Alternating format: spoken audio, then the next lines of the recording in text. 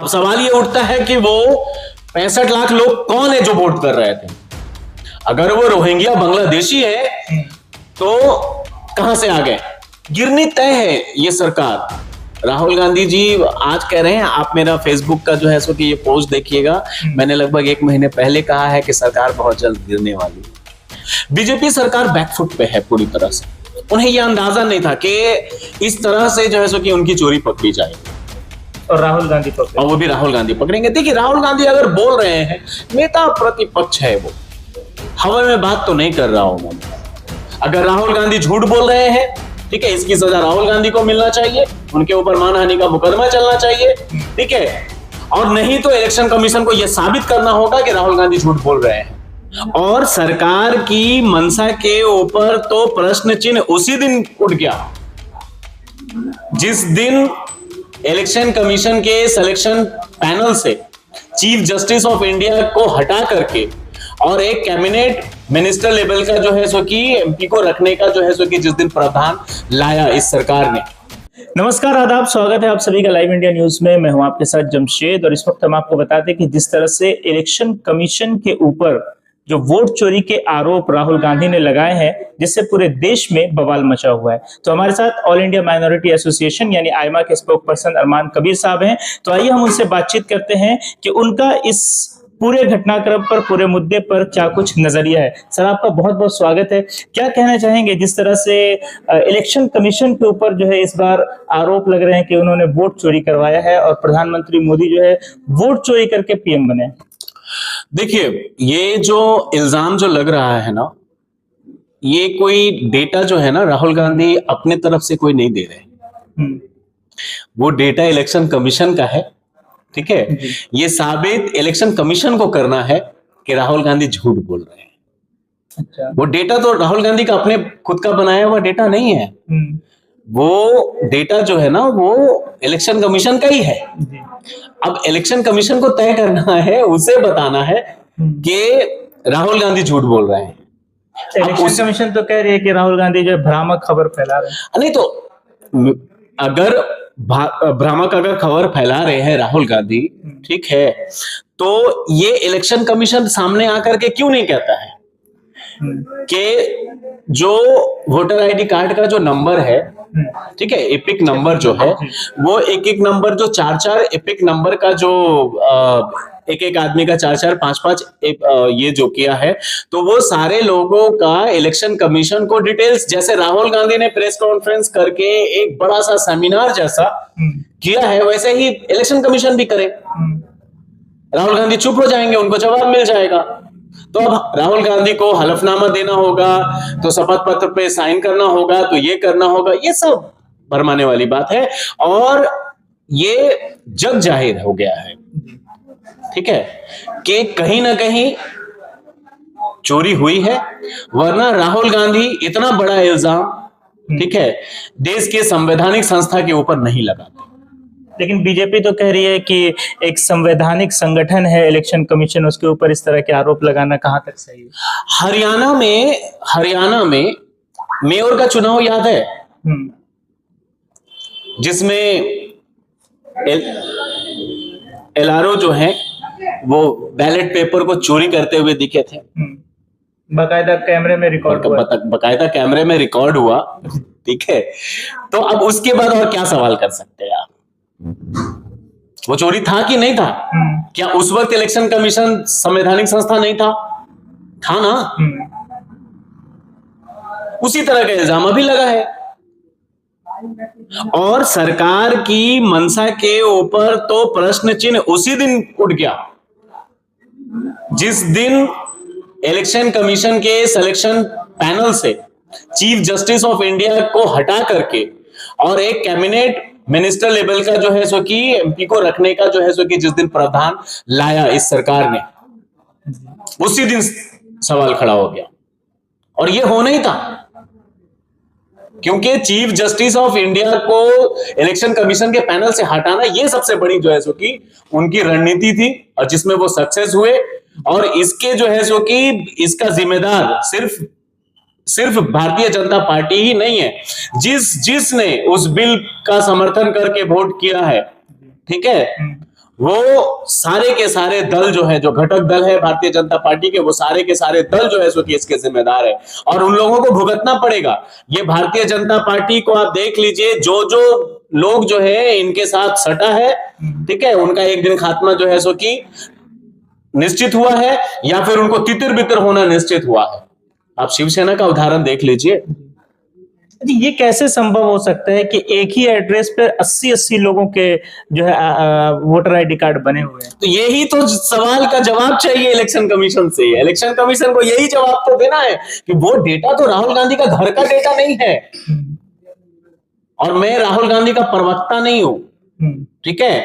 अगर राहुल गांधी झूठ बोल रहे हैं, ठीक है, तो उनके खिलाफ भी केस होना चाहिए और इलेक्शन कमीशन को यह स्पष्ट करना चाहिए, क्योंकि वो हमारे देश का संवैधानिक संस्था है, ठीक है।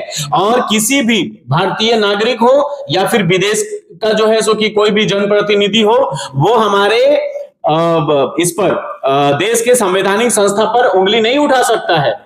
लेकिन अगर गड़बड़ घोटाला हुआ है, ठीक है, तो इसकी सजा मिलेगी, सबको मिलना चाहिए, क्योंकि ये देश का साख के ऊपर बहुत बड़ा हमला किया है जिस किसी ने भी बेईमानी किया है। तो अगर राहुल गांधी झूठ बोल रहे हैं, ठीक है, इसकी सजा राहुल गांधी को मिलना चाहिए, उनके ऊपर मानहानि का मुकदमा चलना चाहिए, ठीक है। और नहीं तो इलेक्शन कमीशन को यह साबित करना होगा कि राहुल गांधी झूठ बोल रहे हैं।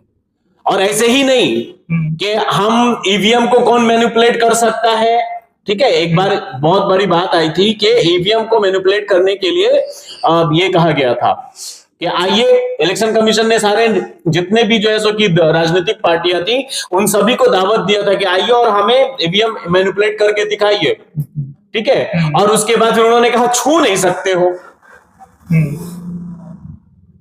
समझ रहे हैं ना। उन्होंने कहा कि हमें मैनिपुलेट करके, ये मशीन है, ये मैनिपुलेट करिए, लेकिन इसको छू नहीं सकते। उनके बहुत सारे जो है सो कि क्राइटेरिया थे, आप ये नहीं कर सकते, आप वो नहीं कर सकते, कोई क्राइटेरिया नहीं। इलेक्शन कमीशन को सीधे जो है वो बेंगलुरु का जो एक विधानसभा है, ठीक है, एक कंस्टिट्यूंसी है, उस कंस्टिट्यूंसी का जो 2025 का जो 2024 का जो इलेक्शन हुआ है, ठीक है, उस इलेक्शन का पूरा जो है सो कि डेटा अभी भी उनके पास होगा, उसे सार्वजनिक करना चाहिए और उन्हें यह साबित करना चाहिए कि राहुल गांधी झूठ बोल रहे हैं। तो ये जो नारा था विपक्ष का कि चौकीदार ही चोर है, तो क्या ये सच साबित होता हुआ दिख रहा है? अगर ये हुआ है तो सच में चौकीदार चोर है, वोट की चोरी हुई है, वोट की चोरी हुई है। और एसआईआर जो बिहार में हो रहा है, इससे आपको क्या मिल जाएगा?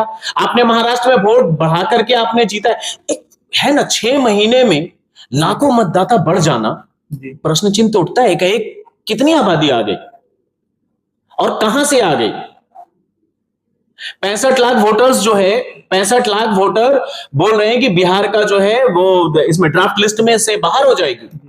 ये तो ऐसे ही 65 बोल रहे हैं, वो 80 भी हो सकता है, 75 भी हो सकता है। अब सवाल ये उठता है कि वो 65 लाख लोग कौन है जो वोट कर रहे थे?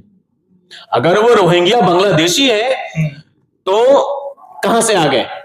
म्यांमार से क्रॉस करके जो है सो कि आसाम, आसाम से होते हुए बंगाल, बंगाल से होते हुए जो है सो कि झारखंड, झारखंड से होते हुए बिहार चले गए।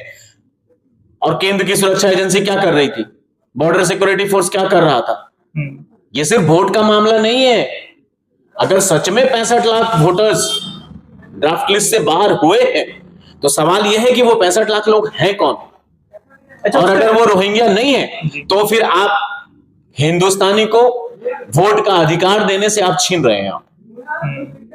अच्छा, जिस तरह से उन लोगों के नाम काटे गए, कहा जा रहा है कि 65 लाख लोगों के नाम काटे गए, उसका रीजन भी मांगा जा रहा है कि आखिर किस वजह से इन लोगों के नाम काटे गए, वो भी इलेक्शन कमीशन नहीं दे रहा। देखिए, जब एसआईआर जब स्टार्ट हुआ था ना, जब एसआईआर करने का जो है सो कि इन लोगों का जब मनसा हुआ, तो विपक्षी दल ने इनसे मिलने का, इलेक्शन कमीशन से मिलने का टाइम मांगा, जिसमें से उन्होंने कहा कि हम 10-20 लोगों से मिल सकते हैं या फिर जो भी है मिले।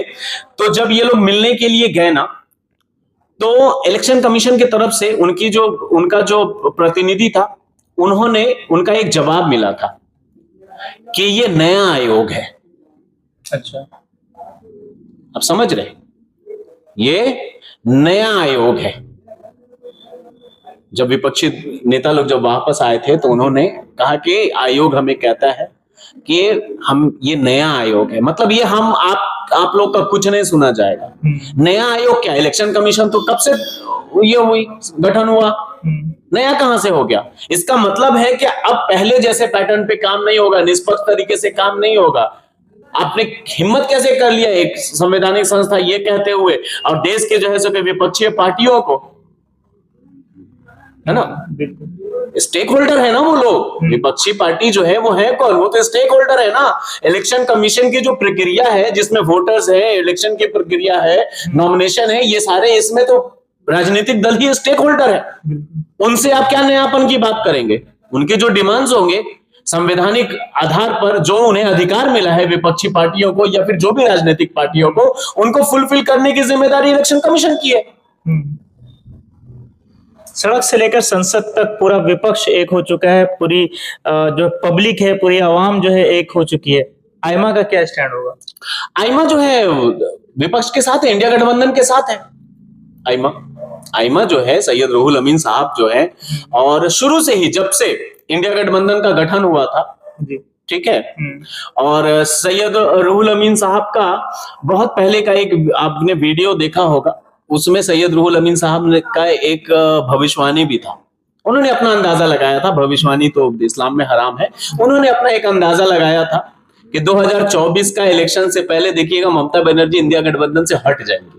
मैं वो वीडियो कभी बोलिएगा, आपके दर्शक अगर चाहेंगे तो मैं कमेंट बॉक्स के लिंक में मैं वो वीडियो डाल भी दूंगा, जिसमें वो स्पष्ट ढंग से कहते हुए नजर आ रहे हैं कि ममता बनर्जी इंडिया गठबंधन से जो है वो इलेक्शन से ठीक पहले वो हट जाएंगे, और वैसा ही हुआ, ठीक है। लेकिन हमारा स्टैंड क्लियर है, वी आर विथ इंडिया गठबंधन, सैयद रूहुल अमीन साहब के नेतृत्व में, ठीक है।